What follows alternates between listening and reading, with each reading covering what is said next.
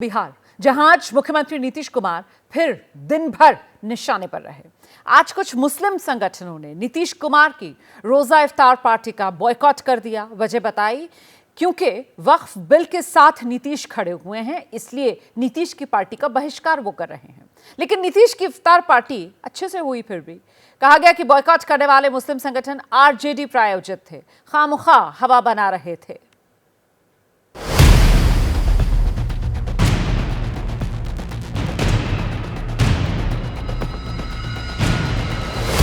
न बिहार के मुस्लिम संगठनों का बाइकॉट काम आया, न कौम के गुमनाम झंडा बरदारों की अपील। रविवार को नीतीश ने इफ्तार के लिए सबको खुले दिल से बुलाया, इसलिए मुस्लिम समाज बेधड़क सीएम आवास पर चला आया। नीतीश कुमार के साथ रोजेदारों ने खजूर खाकर मुख्यमंत्री की इफ्तार पार्टी की मुखालफत करने वालों को संदेश दे दिया कि नीतीश सबके हैं। दरअसल रमजान के 22वें रोजे पर सीएम आवास पर मुख्यमंत्री नीतीश कुमार की तरफ से दी गई इफ्तार पार्टी से ठीक पहले इमारत-ए-शरिया नाम के एक मुस्लिम संगठन की तरफ से ये चिट्ठी जारी करके वक्फ संशोधन बिल पर नीतीश कुमार के स्टैंड का हवाला देकर मुसलमानों से मुख्यमंत्री की इफ्तार पार्टी का बहिष्कार करने की अपील कर दी गई।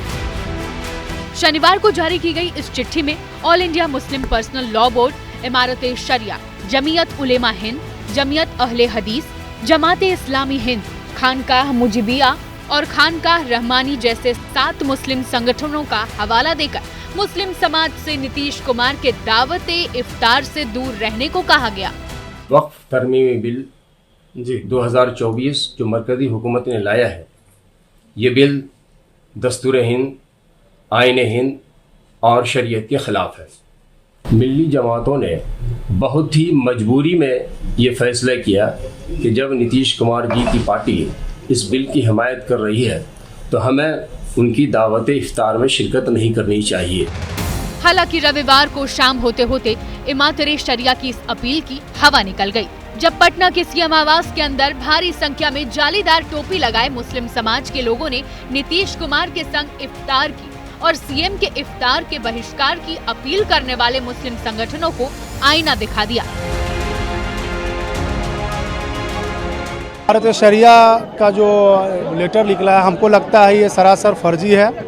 ये आरजेडी का एक बड़ी साजिश है। आरजेडी के बड़ी साजिश की वजह से ये चीज़ निकाला गया है। हम इस चीज़ को इग्नोर करते हैं।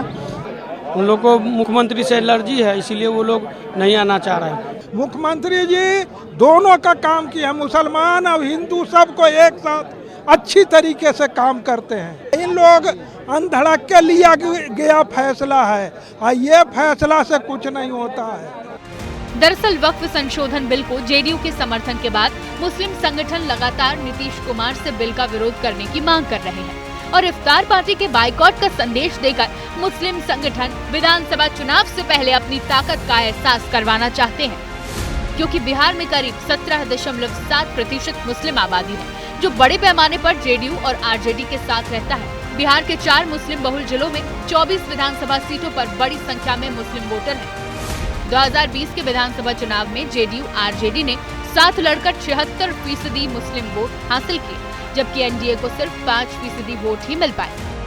जेडीयू और बीजेपी कह रही है कि नीतीश के इफ्तार से मुसलमानों को दूर रखने वाली चिट्ठी के पीछे असल में आरजेडी है, जो बिहार चुनाव से पहले एनडीए के हिस्से का मुस्लिम वोट हजम करने की कोशिश में है। नीतीश कुमार जी सेकुलर हैं, पक्के सेकुलर हैं, हमेशा हम सबके साथ खड़े थे, खड़े हैं, खड़े रहेंगे, ये भी बिलीव है, विश्वास है मुझे। रही सवाल रोजा अफ्तार है, रोजा अफ्तार कोई पॉलिटिकल नहीं होती है, कोई ये प्रोग्राम पॉलिटिकल नहीं होता है। ये अफ्तार की पार्टियां जो होती है एक भाईचारा मोहब्बत के लिए होती है। विपक्ष को जानता है कि आने वाले दिनों में हम लोग 0 पे आउट हो जाएंगे, तो इसको लेकर एक साजिश, जबरदस्त साजिश भी है। मुसलमानों के धार्मिक संगठनों के नेताओं से अपील है कि वे एमवाई को अपनी बपौती समझने वाले राजद की कारगुजारियों से दूर रहें। उन्हें सिर्फ आपके वोट बैंक से मतलब है, जबकि सीएम नीतीश कुमार एनडीए के सबका साथ और सबका विकास के संकल्प के साथ बिहार का विकास और आपसी सद्भाव के साथ चल रहे हैं। हालांकि रविवार को नीतीश कुमार की इफ्तार पार्टी की जो तस्वीरें सामने आई, वो यही इशारा कर रही है कि कई मुद्दों पर मनमुटाव के बावजूद बिहार में मुसलमानों के बीच नीतीश कुमार की पुरानी सेक्युलर छवि और उनका ट्रैक रिकॉर्ड बरकरार है। अगले हफ्ते संसद में वक्फ बिल आ सकता है। उसी वजह से नीतीश पर प्रेशर बनाने की ये पॉलिटिक्स है। लेकिन नीतीश कुमार आज जंगलराज के मुद्दे पर एक बार फिर निशाने पर आए। कल पटना में एक अस्पताल डायरेक्टर की जिस तरीके से हत्या हुई है, उसके बाद आज भी जमकर निशाने साधे गए कि बिहार की कानून व्यवस्था संभालना अब नीतीश के बस की बात नहीं है।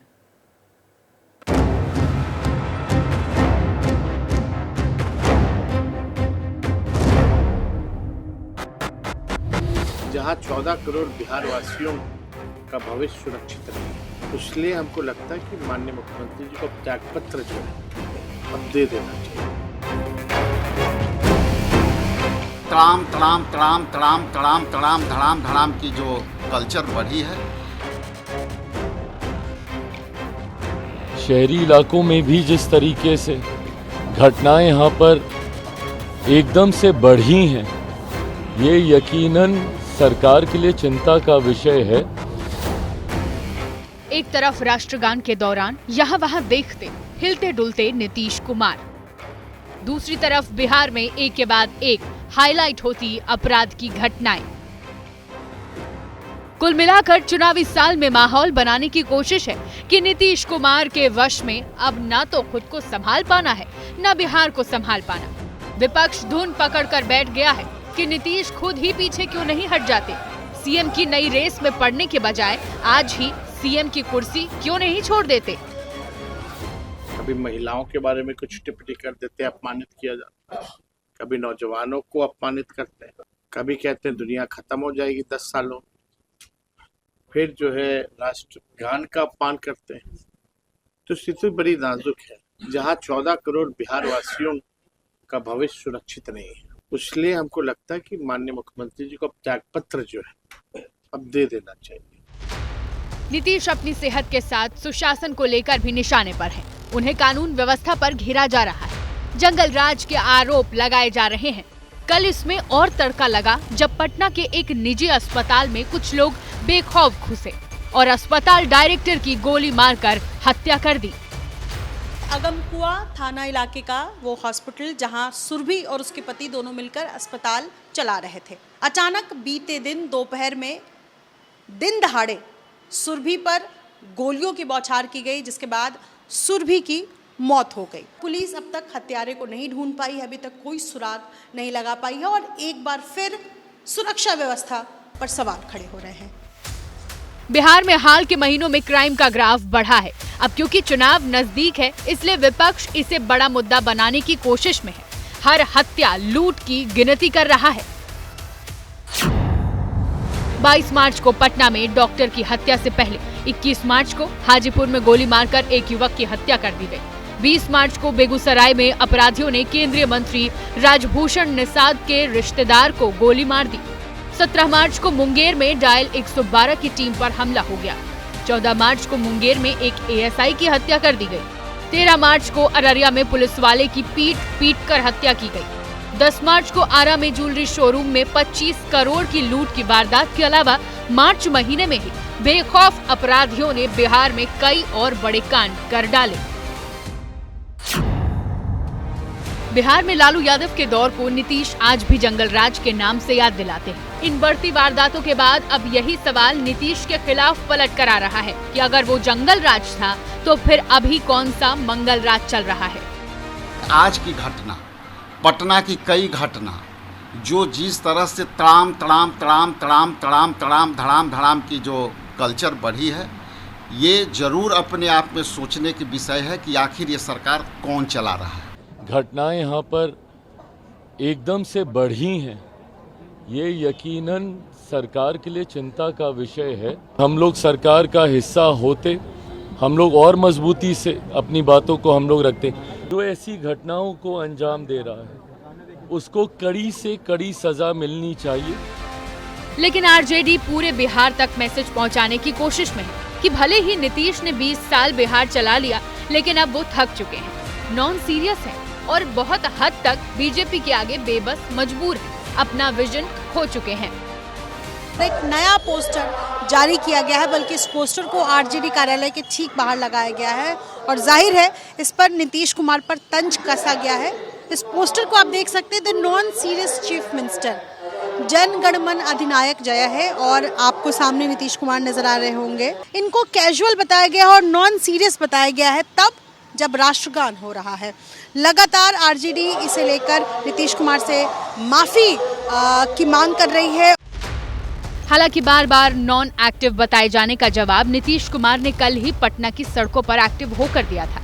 बीजेपी और जेडीयू कह रही है कि Nitish Kumar fit and fine है और आरजेडी के सारे पैंतरे फेल करेंगे।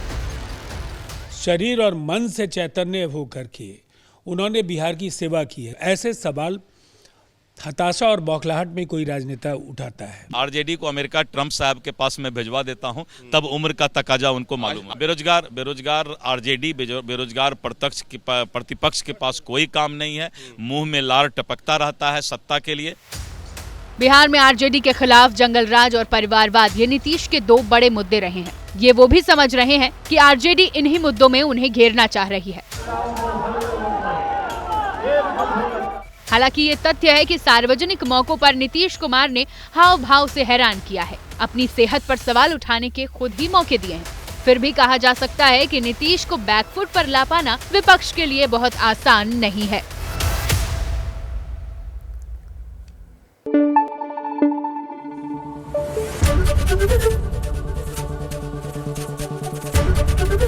एबीपी न्यूज आपको रखे आगे।